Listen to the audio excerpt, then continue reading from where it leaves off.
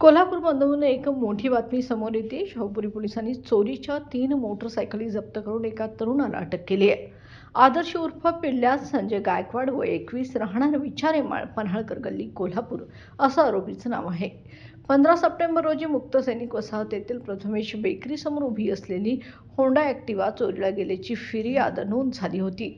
गुप्त माहितीच्या आधारे पोलिसांनी आरोपीला ताब्यात घेतले। चौकशीत त्याने केवळ शाहूपुरी नव्हे तर राजारामपुरी आणि कोडोली पोलीस ठाण्याच्या हद्दीत मोटरसायकल चोरी केल्याची कबुली दिली आहे। या आरोपीकडून होंडा ॲक्टिवा 2 आणि हिरो स्प्लेंडर अशी तब्बल 45,000 रुपये किमतीची 3 मोटरसायकली जप्त करण्यात आल्यात।